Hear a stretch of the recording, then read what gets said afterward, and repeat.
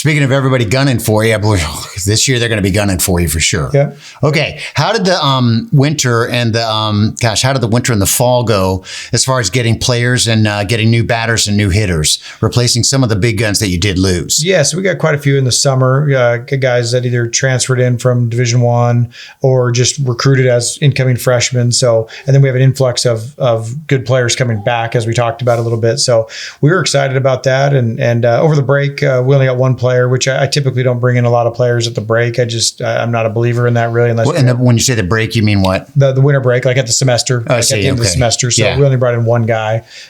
Just we felt like we had a need there, but yeah, over the summer, like after the year's over, then we try to bring in some guys to try to replace some of those, the big hitters and the big arms that we lose every year. Replacing shortstop. Yeah, so we have a couple guys going for it this year. We have DJ Massey, who's a transfer from Cal State Bakersfield. He's just like an undersized, high energy, slick fielder. He's pretty good. And then we have Luke Thiel, who is a redshirt on last year's team because of an injury. And I mean, those two guys would be starting shortstops probably at most places in our conference, I would think. And we got, so it's going to be a good battle there for sure. And for third base, you had a carousel last year. Yeah, it did. We had three guys kind of rotating around, which was great. It worked great. Try to play the hot hand. And so, we had a couple guys.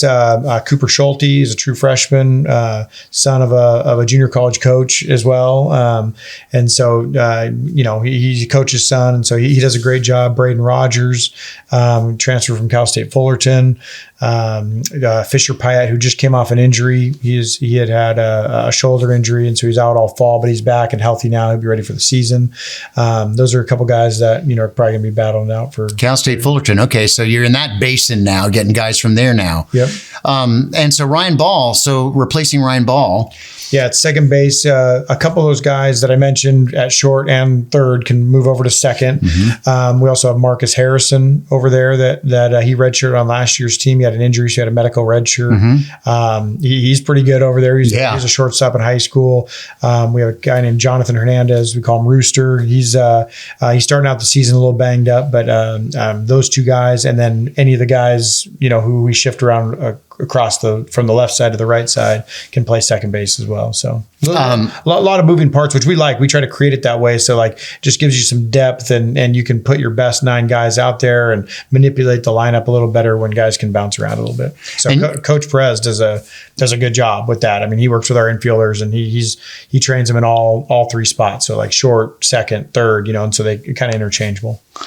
And so when you move over to first base, that was kind of a carousel too. You had a bunch of different guys playing. There've been injuries and banged up and that kind of thing and all that. But well, we lost 2 good ones. I mean, Logan Valencia and Kiko Romero.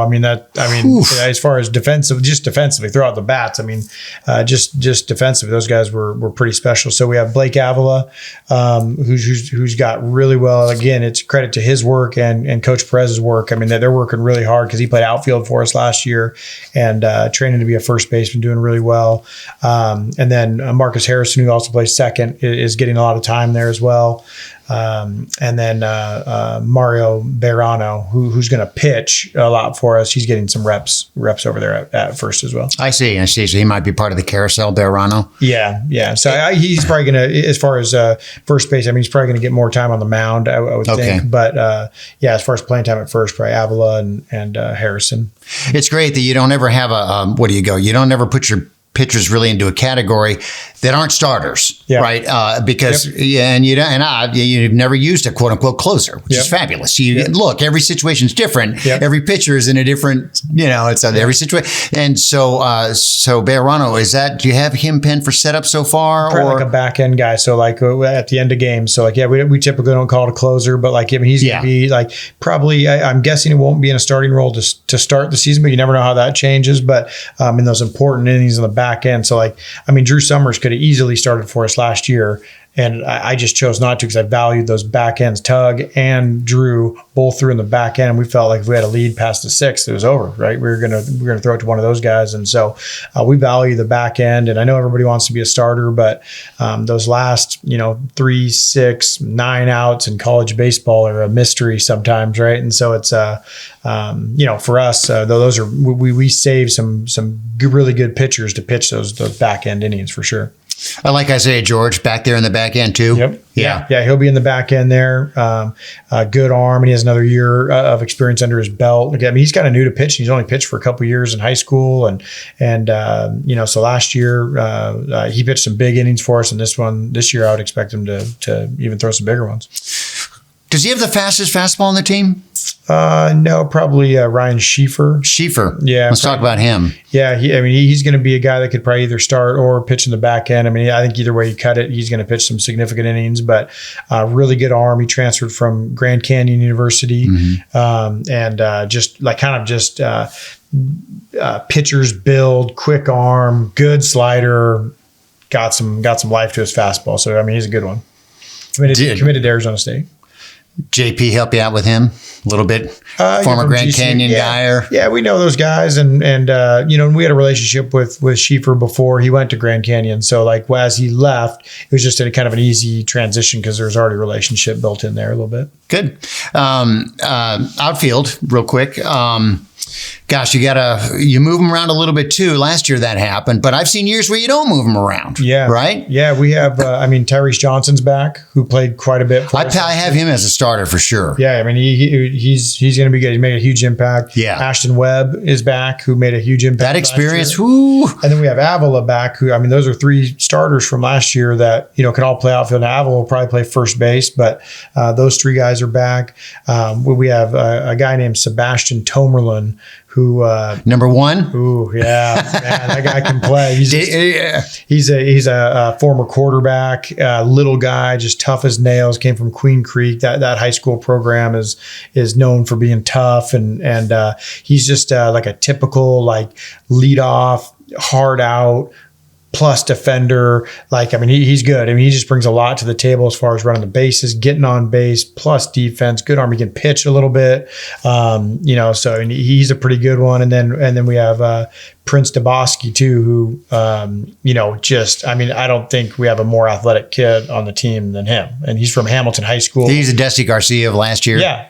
He's just, Hamilton. Okay. Yeah. Hamilton High School. They won a state title. They always win the state title. And he played all the time there. So, those are the four outfielders that are going to get the significant time. Three of them will play, and, they'll all get a lot of playing time because, there's only four of them out there. So, okay. And then a couple guys that can go out. Like I said, Avila can go out there. Marcus Harrison can go out there. We got some guys that can go out there too if we need to mix it around a little bit.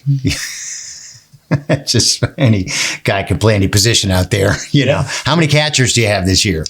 Two. We have two catchers. Lou Albrecht. He is a very, very good catcher. Sturdy, huge arm, big frame. Yeah. He's a good one.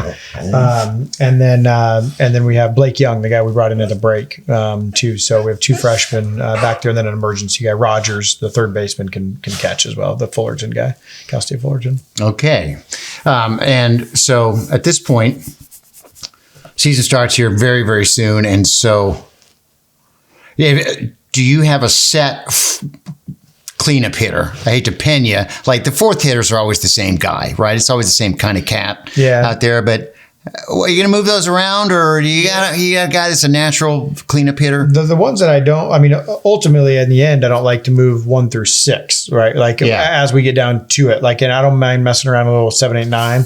1 through 6, I don't like. But in the beginning, I definitely don't like to move the leadoff guy. I like to find the right leadoff guy and keep him there all year if I can. Last year I started out with Jalen Ray, and then he went down to the 9 hole though, and then he settled in the 2 hole. Well, he started over 20. Yeah, he started over 20, so he went down to the 9 hole. This will show you. I'll teach you. Yeah. And so we got him back in the 2 hole. But I typically like to find the leadoff hitter out of all of them. Probably is the one I like to move the least, even more than 2, 3, 4, 5, 6. Now as we go, I like to get 1 through 6 pretty established, and then we can mess around with 7, 8, 9 a little bit. But and I've seen you do that too. In effect, with Devin Dixon, that was the most amazing move, putting that shortstop.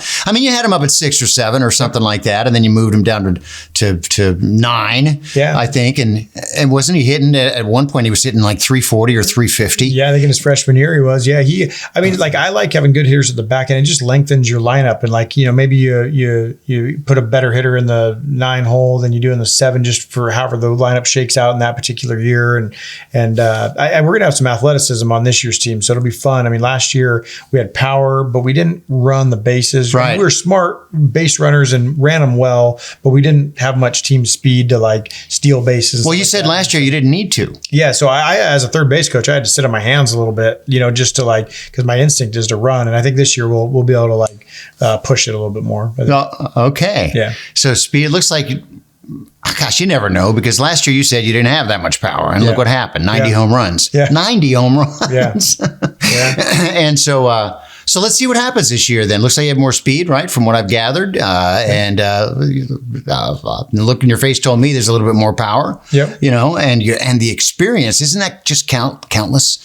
I mean, can't you just? Isn't that so important, especially World Series experience from your guys like Davila and Avila? Yep. Yeah, it is. I mean, just to like the players' experience, whether they played or not, even redshirt, just being in that environment, being in that crowd, being just seeing how it goes, and then the guys, we have significant guys that played, and then I think from a coaching standpoint too, just with the same staff coming back, so it's beneficial for them too, just to like, I don't know, figure out how it works, how the schedule works, what you do in the off days, like how you set up the pitching, how you can train, like all those kind of things. Like, I mean, they're just invaluable to come back if we're lucky enough to make it and just already have, some experience under our belt. Isn't it something when the guys know that the coaches have been there for a while? Yeah. It's like the coaches have nothing to prove at this point. Yeah. The plus players are going to listen to every word they say. These are World Series coaches. Yeah, I don't feel that way, but I mean, I feel like I got a lot to prove. So, I mean, it's just, I don't know, that's the way I'm wired, but like, I mean, I do like, I've been to the World Series quite a few times now, and 3 times as a head coach, or 2 times as an assistant coach. So I mean, it's I think 4 title games in my 5 trips, and so it's pretty good, Yeah, but it's never enough, is it? No, it never is. Yeah, I mean, it's a new group. I mean, that's the cool thing about junior college too, is like, it's not like, you get the same team coming back the next year. You always have a ton of new players, new things to prove, new identity, new, just new skill set. And so it's, I mean, that's what makes it so special. It's not like, I had this core group together and we made a 3-year run. It's like all 3 of those teams are totally different. I mean, like there's only a guy or 2 that threads through them all, and so the rest of them guys are coming and going. Well, one thing that's been true over the years and your years that I've seen is that by the middle of the season, things start to really gel. Mm-hmm. And then by 3/4, that's when it's all set and pretty darn solid. And by solid, I mean, people are settled into positions, but I also mean that they're settled into different positions every game. Yeah. Some guys can play different positions, but they're set on that. Yep. Well, I need those games to figure that out. Like, the coaching staff, plus injuries. So injuries and like I said, I make a ton of mistakes. So it's like, something that I think is going to happen today, in a month, it doesn't shake out how I thought it was going to, or a guy performs way better than I thought he was going to, or whatever it is. And so, I need those. I started Liam Spence in left field. That was his first start he ever did, and he got drafted in the 5th round as a shortstop. Like out of Tennessee. So shows what we'll see who's right. Yeah. So it's those kind of things happen, and it's tough to predict. Who performs when the lights come on, so it's, we need that time to kind of make those decisions and let things play out with injuries and performance and just, training. Some guys, make a big jump, they're just like, wow, in the last month, you made a big jump in some piece of your game and just got better, at a certain area. And so, all that kind of gets spit into the formula and you stir it up and, and out comes the lineup. That's right. That's right. Now, this is going to be a secret. Your answer is going to be a secret between you and I.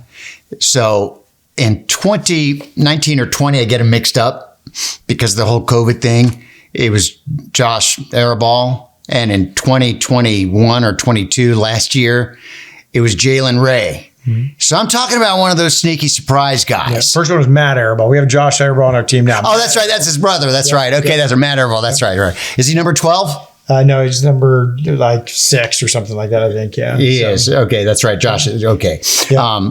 And so If you have a guy in mind for that could be a good candidate for that, would you tell me? Because I don't want to put any pressure on anyone. Yeah. Just whisper. No, I think you don't care. No, I think, I mean, the guy who like undersized, play hard, is DJ Massey. I mean, that guy kind of is similar to those guys. Sebastian Tomerlin's the other guy that's just like, kind of poised to have a good year, and those two guys come to mind because they're like undersized, impact the game, play defense, team guys, want to win, tough, which Matt Airball and Jalen Ray both were for sure. Good. Another fun season down at, it's not the big house anymore, Coach. We've called it that for so long. We don't call it that anymore, do we? Yeah, well, we still call it the big house. You can. McSwain Field, but it's still the big house. Right. So it's so good. And so if our first game's 27th. Yep. Zinger tournament? No, in Vegas. Oh, it's in Vegas. That's right. That's right. Yep. Zinger tournament is after the Vegas tournament. That's right. Yep. Driving up there. All right. Yep. All right. Good luck in 2023, huh? Let's see what happens, right? Yep. I appreciate it. Thank you. Okay.